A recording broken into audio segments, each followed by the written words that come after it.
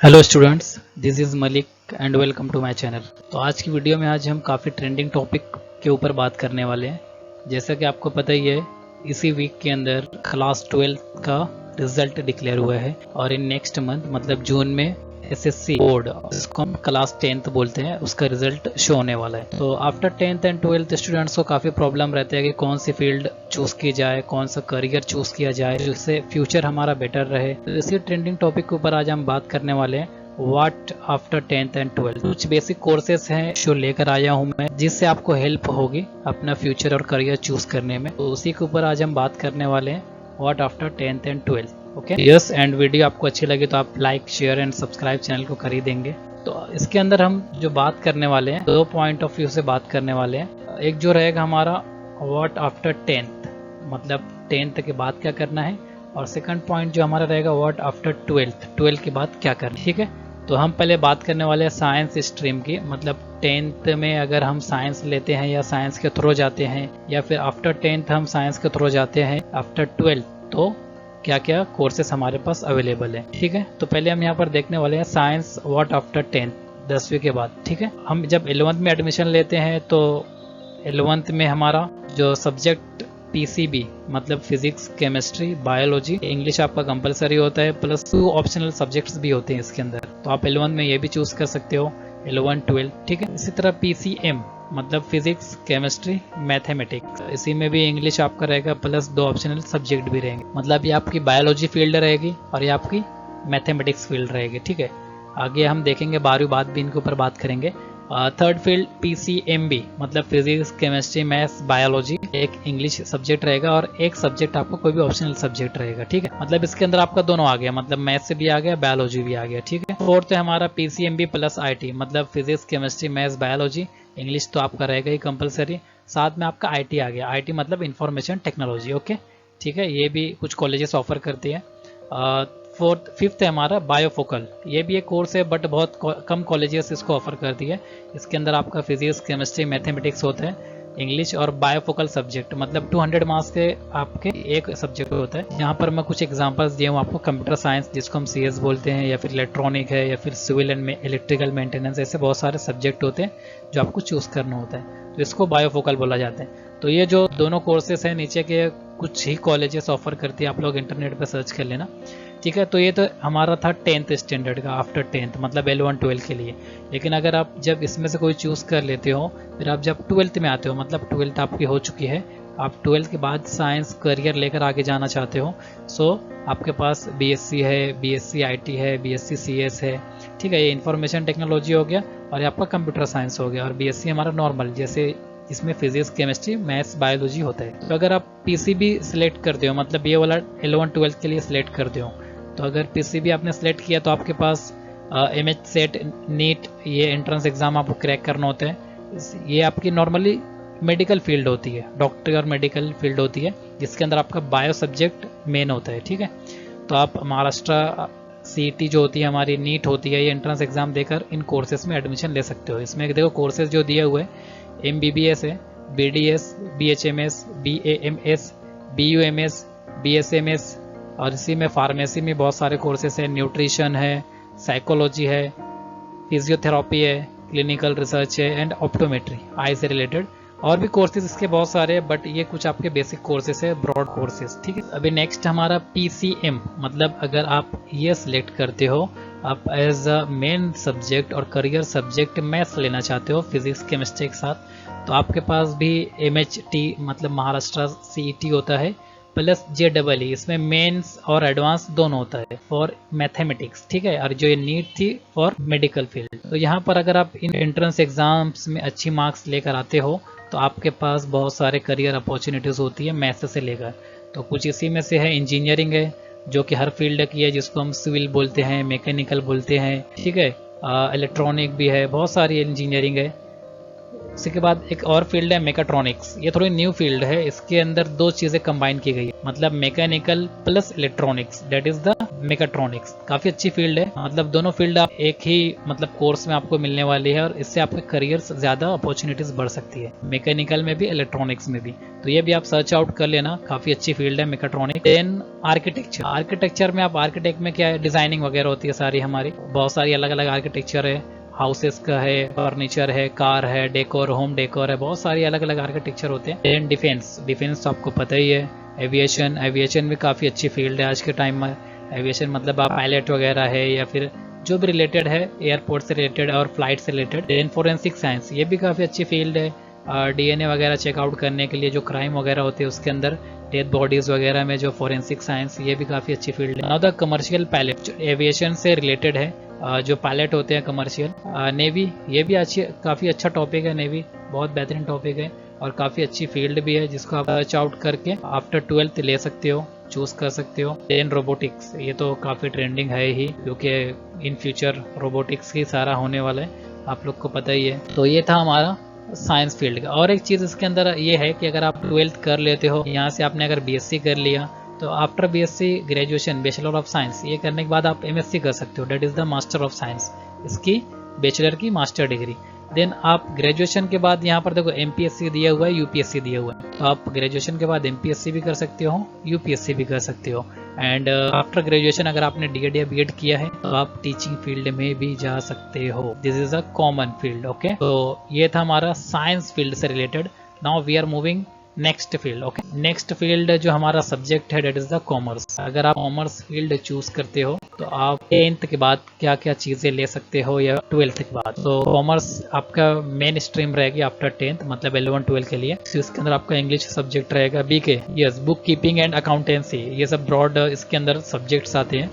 Economics है, OCM है, organisation of commerce and management, ठीक है, OCM का फुल फॉर्म है। और इसके अंदर ऑप्शनल सब्जेक्ट भी कुछ होते हैं, मैथ्स है या फिर IT है, जिसको हम इंफॉर्मेशन टेक्नोलॉजी बोलते हैं, SP है, सेक्रेटेरियल प्रैक्टिस है, प्लस लैंग्वेजेस भी आप ले सकते हो इसके अंदर। तो आप 11th और 12th के लिए सारे सब्जेक्ट चूज आउट कर सकते हो। मैं बायोफोकल में कुछ बैंकिंग और मार्केटिंग जो होती है उसके भी कोर्सेस ऐड होते हैं, बट ये बायोफोकल कुछ कॉलेजेस ही ऑफर करती है, सारे कॉलेजेस ऑफर नहीं करती है 11-12 में, तो आप लोग इसको नेट से सर्च आउट कर लेना। और next point is after 12th के बाद अगर आपने 11-12 कॉमर्स फील्ड चूज की है तो आपके पास आफ्टर 12 बहुत सारे कोर्सेस होते हैं कॉमर्स के। देखो बीकॉम, ये तो आपको पता ही है, normal bachelor of commerce. Then BBI, यहाँ पर देखो मैं पूरा फुल फॉर्म लिखा हूँ, आप लोग इसको रीड आउट कर लेना। BA, BMS, BMM, BBM, BBA और भी कोर्सेस है, ये कुछ कोर्सेस के यहाँ पे नाम लिखा हूँ। BEC, bachelor of economy, yes, CA chartered accountant, ये तो काफी बड़ा कोर्स है ये। CS कंपनी सेक्रेटरी, ये भी अच्छा कोर्सेस है। कंपनी सेक्रेटरी का जो बड़ी बड़ी कंपनीज होते हैं उनके जो बॉस के सेक्रेटरीज होते हैं, it is also good course, CS company secretary. Now ICWA, institute of cost and works accountants of India, ये भी एक इंस्टीट्यूट है जो कुछ कोर्सेज ऑफर करता है। NISM कोर्सेज, मतलब national institute of securities markets, ये भी एक इंस्टीट्यूट है, नेशनल इंस्टीट्यूट है, ये भी बहुत सारे कोर्सेज ऑफर करता है, आप लोग देख लेना। अगर आप इससे ग्रेजुएशन लेते हो, मतलब बीकॉम वगैरह आपने कर लिया, then you have MCOM, master degree of commerce, and then उसके बाद आफ्टर ग्रेजुएशन आपको पता ही है MPSC, UPSC और टीचिंग फील्ड आपके लिए ओपन होती है, ठीक है। तो आप इसके ऊपर भी वर्क करके अपनी करियर चूज आउट कर सकते हो। तो ये था कॉमर्स के लिए। नेक्स्ट देखते हैं हम आर्ट्स फील्ड, ये भी काफ़ी इंटरेस्टिंग फील्ड है। व्हाट आफ्टर 10th आर्ट्स, मतलब 11-12 के लिए ये सारे सब्जेक्ट रहेंगे, एंड आफ्टर 12th आपके पास ये कुछ कोर्सेस मिलने वाले। तो पहले हम 11-12 के लिए देखेंगे आर्ट्स आफ्टर 10th। पहले तो आपको इंग्लिश और लैंग्वेजेस जो भी होती है, आपकी मदर टंग है या फिर इंग्लिश है, वो आपको सिलेक्ट करना होता है। देन उसके अंदर फिलोसफी होती है, और यहाँ पे देखो मराठी के भी कुछ वर्ड लिखे हुए, आप ये भी अगर चाहो तो पढ़ सकते हो। देन साइकोलॉजी है, सोशियोलॉजी है, इकोनॉमिक्स है, हिस्ट्री है, ज्योग्राफी है, पॉलिटिकल साइंस है, मैथ्स है, लॉजिक है, एजुकेशन है, बहुत सारी, काफ़ी ब्रॉड फील्ड है ये भी हमारी आर्ट्स की। तो आप 11-12 में ये सारे सब्जेक्ट ले सकते हो, इससे के साथ स्टडी कर सकते हो। देन आफ्टर जब आपका 11-12 हो जाता है आर्ट्स में, then you select 12 arts field, that is the BA, bachelor of arts. Then BBA, BMS, BFA, BEM, BJMC, BFD, BSW, BBS, BTTM, BHM। देखो आर्ट्स के बाद लोगों को बहुत सारी फील्ड आपको दी हुई है, बट लोग नॉर्मली बीए करते हैं, नॉर्मली बीए या फिर बीबीए। आपके पास बहुत सारे फील्ड है, आप अपने जो भी फील्ड में जाना चाहते हो, आपका जो भी एम है वो फील्ड आप चूज कर सकते हो। देखो यहाँ पर एक बैचलर ऑफ मैनेजमेंट स्टडी है, बैचलर ऑफ फाइन आर्ट्स है, इवेंट मैनेजमेंट, ये भी काफ़ी अच्छी फील्ड है, जो बड़े बड़े इवेंट्स होते हैं उसको मैनेज करने के लिए। Bachelor of journalism and mass communication, that is also good journalism के लिए। बैचलर ऑफ फैशन डिज़ाइनिंग, ये भी अच्छी है, फैशन डिज़ाइनिंग है, सोशल वर्क है, बिजनेस स्टडीज़ है, ट्रैवल एंड टूरिज्म मैनेजमेंट है, होटल मैनेजमेंट है। देन उसमें और कुछ कोर्सेस इंक्लूड किए हुए हैं, aviation courses, interior design, hospitality and hotel administration. Bachelor of design, B design, देखो ये कोर्स और है जो आप बैचलर ऑफ डिज़ाइनिंग ये भी आप कर सकते हो। Then bachelor of performing arts, ये भी एक अलग आपका आफ्टर 12th कोर्स दिया हुआ है आर्ट्स फील्ड का। अगर आप बैचलर डिग्री करने के बाद चाहो तो आप एमए भी कर सकते हो उस फील्ड में। मास्टर ऑफ आर्ट, आपके पास एक ऑप्शन एमपीएससी है, यूपीएससी है, टीचिंग है, ये सारे ऑप्शन आपके ग्रेजुएशन होने के बाद ओपन रहते हैं, ठीक है। तो ये था हमारा आर्ट्स के बाद का। अगर आप arts as a major stream choose करते हो तो उसके बाद देखते हैं इसके आगे क्या पॉइंट ऑफ व्यू है हमारे पास। Yes, thing is remaining technical trades. अगर आप 10th के बाद कुछ आईटी फील्ड चूज करना चाहते हो, मतलब आईटीआई जिसको हम बोलते हैं, नॉट आईटी, तो इसके अंदर देखो कुछ टेक्निकल ट्रेड्स होता है, नॉन टेक्निकल ट्रेड्स, दोनों तरह के इसके अंदर कोर्सेस अवेलेबल होते हैं। एक 1 ईयर, 2 ईयर, 3 ईयर ड्यूरेशन के, मतलब 1 साल के लिए भी होते हैं, 2 के लिए भी, 3 साल के लिए भी होते हैं। और कंपनी अप्रेंटिसशिप आफ्टर आईटीआई, मतलब कुछ कंपनीज ऐसी भी है जो आईटीआई करने के बाद अप्रेंटिसशिप मतलब पैसा वगैरह या फिर जिसको आप सैलरी बोलते हो तो वो भी आपको प्रोवाइड करती है। और इसके अंदर आगे दिया हुआ है 2nd year admission for diploma. अगर आप 10th के बाद आईटीआई फील्ड में कोई भी एक फील्ड, फॉर एग्जांपल आपने मैकेनिकल चूज़ किया आईटीआई में एक फील्ड, तो मैकेनिकल अगर आप डिप्लोमा करते हो आईटीआई का, तो उसके बाद आपको जो डिप्लोमा कोर्स अभी हम देखने वाले हैं इसमें डायरेक्ट 2nd ईयर में आपको एडमिशन मिलेगा। डिप्लोमा नॉर्मली 2 इयर्स 3 इयर्स का होता है, 2 इयर्स का होता है नॉर्मली, तो उसके 2nd ईयर में आपको एडमिशन मिलेगा अगर आपने 10th के बाद डायरेक्ट आईटीआई कोई भी एक कोर्स किया तो। और अगर आप डिप्लोमा नहीं करना चाहते तो भी आईटीआई के बाद आपके पास डायरेक्ट जॉब्स के चांसेस होते हैं, या फिर आप खुद का सेल्फ एम्प्लॉयमेंट भी चालू कर सकते हैं, खुद की शॉप चालू कर सकते हैं। अगर आप ये कर लेते हो, उसके बाद अगर आप डिप्लोमा करते हो तो डिप्लोमा के 2nd ईयर में आपको एडमिशन मिलेगा, या तो आपको पता हो गया। बट अगर आप डायरेक्ट 10th के बाद डिप्लोमा करना चाहते हो, मतलब व्हाट आफ्टर 10th, तो आप डिप्लोमा भी कर सकते हो।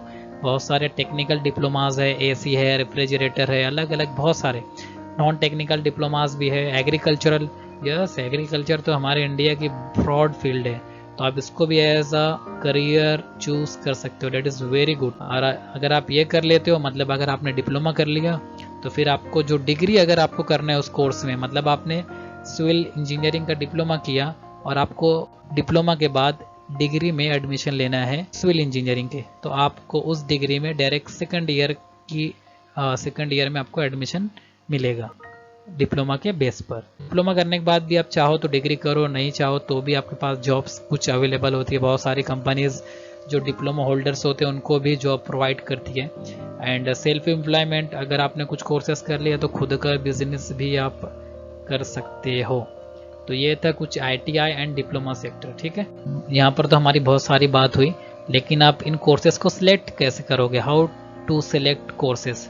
तो ये आपके इंटरेस्ट और आपके ड्रीम के ऊपर, सबसे पहली चीज़ आपका ड्रीम और इंटरेस्ट किस में, आप उसी कोर्स को और उसी करियर को चूज़ कीजिए, ठीक है। नेक्स्ट आपका हार्ड वर्क, अगर आप जो कोर्स चूज़ किए हैं उसके अंदर हार्ड वर्क ज़्यादा है तो आपको ये भी पता होना चाहिए कि मुझे ज़्यादा हार्ड वर्क करना पड़ेगा। एंड मार्क्स, आपके जो भी 10th 12th की मार्क्स होगी उसके ऊपर भी डिपेंडेंसी होती है कोर्सेज की, क्योंकि बहुत सारे कोर्सेज मेरिट के बेस पर बच्चों को और स्टूडेंट्स को एंटर करते हैं, ठीक है। 4th point is very important, fees. अलग अलग कोर्सेज की अलग अलग फ़ीस होती है, आपकी जो भी आप फाइनेंशियल कंडीशन है उसके अकॉर्डिंग अपनी फ़ीस के अकॉर्डिंग चूज़ कर सकते हो कोर्सेज। नंबर 5 कॉलेजेस है, जो कॉलेजेस में आपको पढ़ना है वो कॉलेजेस आप चूज़ कर सकते हो, बहुत सारे कॉलेजेस प्रोवाइड करती है कोर्सेज को। And last one is the collect more information from Google and YouTube. तो अगर आपको कोई भी कोर्स के बारे में डिटेल में जानना है तो आप डायरेक्ट उसको गूगल कर सकते हो, या फिर यूट्यूब पर उसकी वीडियोस वगैरह आपको मिल जाएगी, ठीक है। तो आज का सेशन में इतना ही था हमारे पास, ठीक है। तो thanks for the watching this video. This is my contact number, WhatsApp number and this is my YouTube link. So आज के लिए इतना ही रहने देते हैं, फिर मिलते हैं कोई वीडियो में। जब तक के लिए बाय।